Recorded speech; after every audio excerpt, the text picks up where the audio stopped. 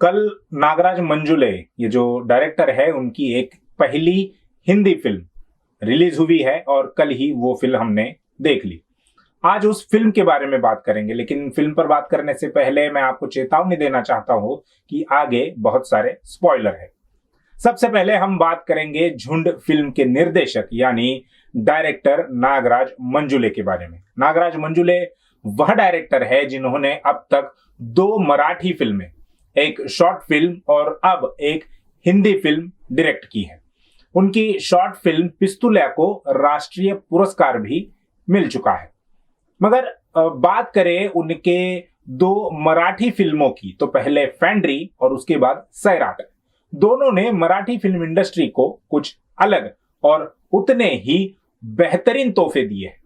उनके सैराट ने तो मराठी फिल्म इंडस्ट्री में एक माइलस्टोन बनाया है और केवल महाराष्ट्र में ही रिलीज हुई सैराट ने 100 करोड़ रुपयों से ज्यादा की कमाई भी की है। 1995 में एक फिल्म आई थी, नाम था रंगीला, जिसमें आमिर खान, उर्मिला मातोंडकर और जैकी श्रॉफ मुख्य भूमिका में थे। उसके डायरेक्टर थे राम गोपाल वर्मा। उस फिल्म में गुलशन ग्रोवर जो कि एक डायरेक्टर की भूमिका में थे, उनका एक डायलॉग है। डायलॉग ये है कि पिक्चर हिट कराना डायरेक्टर के हाथ में होता है और इसीलिए मैं फिल्म देखने से पहले ये देख लेता हूं कि फिल्म का डायरेक्टर कौन है। यही कारण था कि मैंने आपको झुंड इस फिल्म के डायरेक्टर नागराज मंजुले के बारे में ज्यादा नहीं तो थोड़ी बहुत जानकारी दी है। अब हम बात करते हैं झुंड की स्टोरी के बारे में। इस कहानी का प्लॉट नागपुर महाराष्ट्र का है। यह स्टोरी विजय बोरसे नामक एक कोच से प्रेरित है। ये इसलिए कह रहा हूं कि यह कोई उनकी बायोपिक नहीं है।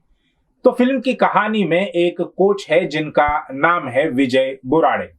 वह कुछ ही महीनों में रिटायर्ड होने वाले हैं और ऐसे समय में उनका सामना होता है उनके ही बगल की एक ऊंची दीवार के उस पार के झोपड़पट्टी में रहने वाले कुछ आवारा लड़कों से, जो पूरी तरह से नशे में धुत रहते हैं, चोरी करते हैं और स्कूल या कॉलेज नहीं जाते, जिन्हें उस ऊंची दीवार के इस पार कोई कीमत नहीं है। कीमत तो दूर की बात है, लेकिन उन्हें इंसान के तौर पर भी कोई मान्यता नहीं है। कोच विजय का यह मानना है कि अगर उन बच्चों को उनकी सभी बुरी आदतों से बाहर निकालना है तो उनके अंदर खेलने की प्रेरणा जागृत करनी चाहिए और ऐसा करने के लिए वे उन्हें आधा घंटा फुटबॉल खेलने के लिए 500 रुपए देते हैं।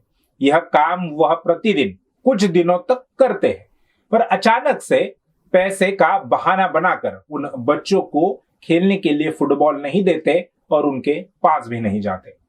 उस समय तक बच्चों को भी फुटबॉल खेलने की जैसी एक लत लग जाती है, उनकी आदत बन जाती है और वह दूसरा बुरा काम न करते हुए फुटबॉल खेलने को अपनी प्राथमिकता देते हैं। जब ऐसा होता है तब कोच विजय उन्हें ट्रेनिंग देना शुरू कर देते हैं। कोच विजय का यह काम न उनके कॉलेज वालों को अच्छा लगता है और न ही उनके खुद के बेटे को। बेटा न्यूयॉर्क चला जाता है और कॉलेज वाले झोपड़पट्टी के बच्चों को ट्रेनिंग ना देने की सलाह देते हैं और कहते हैं कि उनमें यानी उन झोपड़पट्टी के बच्चों में कोई बदलाव नहीं होगा, वे हमेशा ऐसे ही रहेंगे। मगर कोच विजय उनकी बात को नहीं मानते और कॉलेज की फुटबॉल टीम के साथ झोपड़पट्टी की टीम की मैच का एक प्रस्ताव रखते हैं, जैसा आपने चक दे इंडिया इस फिल्म में देखा होगा। उस मैच में झोपड़पट्टी की टीम जीत जाती है या हार जाती है, यह देखने के लिए आपको फिल्म देखनी होगी। उसके बाद राष्ट्रीय स्तर पर झोपड़पट्टी में रहने वालों का एक टूर्नामेंट आयोजित किया जाता है, यानी स्लम सॉकर आयोजित किया जाता है और यह बात अंतरराष्ट्रीय स्तर पर भी जाकर पहुंच जाती है। अब कोच विजय की झोपड़पट्टी वाली वह टीम अंतरराष्ट्रीय टूर्नामेंट खेलने जाती है या नहीं, इसके लिए भी आपको पूरी फिल्म ही देखनी होगी। इस कहानी में जो कुछ बताया गया है यह इतना आसान भी नहीं है। नागराज मंजुले एक ऐसा डायरेक्टर है जिसने हिंदी सिनेमा में बाबा साहब डॉक्टर अंबेडकर की जयंती का जिक्र किया है, शिवराय फुले शाहू अंबेडकर की तस्वीरों को दिखाया है, बाबा साहब के जयंती का जश्न दिखाया है। आमतौर पर हिंदी सिनेमा तो जो त्योहार चलते हैं, जिसे ब्राह्मण्य त्योहार कहते हैं, उनको ही दिखाने का काम करता है, मगर नागराज मंजुले ने इससे हटकर दिखाया। नागराज अन्ना ने समाज की असलियत को सामने रखा है, लोगों के सामने लाया है।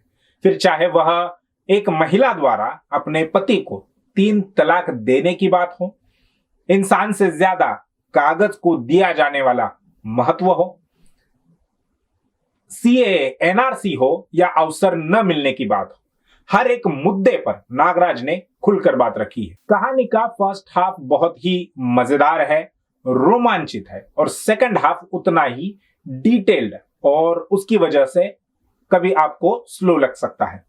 नागराज मंजुले की यह खासियत रही है कि वह सेकंड हाफ में बहुत ज्यादा डिटेलिंग करते हैं, छोटी छोटी बातों को दिखाते हैं, और उसी के जरिए उन्हें जो कहना है, उनके जो विचार है, उसे लोगों के सामने रखते हैं, जैसा उन्होंने सैराट में भी किया है।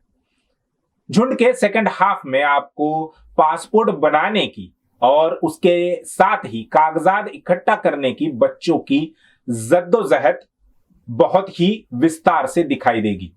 फिल्म में फुले शाहू अंबेडकर की केवल तस्वीरें नहीं दिखाई देगी, बल्कि उनके विचारों को उनका नाम न लिए बगैर ही बता दिया जाएगा।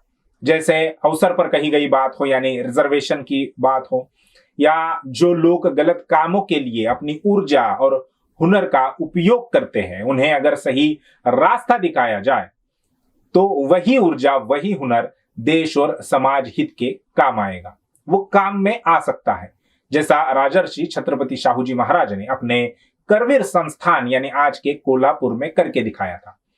फिल्म में शासन प्रशासन से लेकर न्यायपालिका की कार्यप्रणाली पर भी कटाक्ष डाला है। इसके अलावा बच्चों के मैदानों पर होने वाले अतिक्रमण को भी बहुत ही सहजता के साथ में दिखाया गया है। किसी भी प्रकार के अतिक्रमण से बच्चों के खेलने वाले मैदानों को मुक्त करना चाहिए, फिर चाहे वह भगवान के नाम से किया हुआ ही अतिक्रमण क्यों ना हो। जब डॉक्टर बाबा साहब अम्बेडकर की जयंती का जश्न चल रहा है, सारे लोग नाच रहे हैं, धुंध होकर नाच रहे हैं, उतने में वहां पर एक एम्बुलेंस आती है और नाचने वाले लोग उसे रास्ता देते हैं। यह दर्शाता है कि उनमें कितनी मानवता है। अंत में बात करते हैं फिल्म के कास्ट की। ज्यादातर कास्ट महाराष्ट्र की है और उसमें भी मराठी फिल्म या नाटकों में काम करने वालों की है। जिन बच्चों पर यह फिल्म है वह लगभग सभी बच्चे नागपुर के झोपड़पट्टी में ही रहने वाले हैं। कुछ ऐसे भी हैं जो पहले ही नागराज की फिल्म में काम कर चुके हैं, जैसे फैंड्री का जव्या यानी सोमनाथ अवघड़े, सैराट की आर्ची यानी रिंकू राजगुरु, परशा यानी आकाश ठोसर, सल्या, प्रिंस यानी सूरज पवार।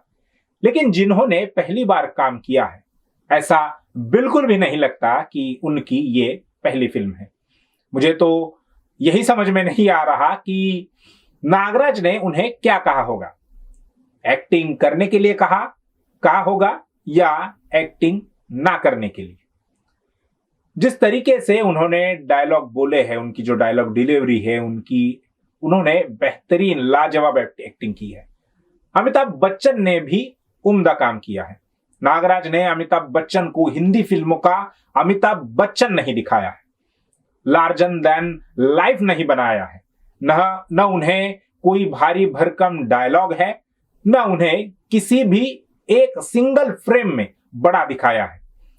बच्चन साहब तो हमेशा आपको जमसूट में दिखाई देते हैं। मुझे हैरानी इस बात की है कि बच्चों ने अमिताभ बच्चन की टक्कर वाला परफॉर्मेंस दिया है। अगर झुंड की पूरी कहानी और उसके संदेश को एक लाइन में कहा जाए, समेटा जाए, तो मैं इतना ही कहना चाहूंगा कि सारा खेल तो अवसर का है। ब्राह्मणवादी व्यवस्था ने हमें अवसर नहीं दिया, बाकी टैलेंट को तो हम अपने जूते की नोक पर रखकर चलते हैं। ये रिव्यू आपको कैसा लगा, ये मुझे कमेंट में जरूर लिखकर बताइए। और जो जितने भी फ्रेम्स आपने देखी, जितने भी छोटी छोटी डिटेल्ड आपने देखी, उसमें से कौन सा सीन, कौन सी डिटेल आपको सबसे अच्छी लगी, ये भी मुझे कमेंट करके बताइए। और ये वीडियो अगर अच्छा लगा हो तो उसे लाइक कीजिए और शेयर कीजिए। शुक्रिया।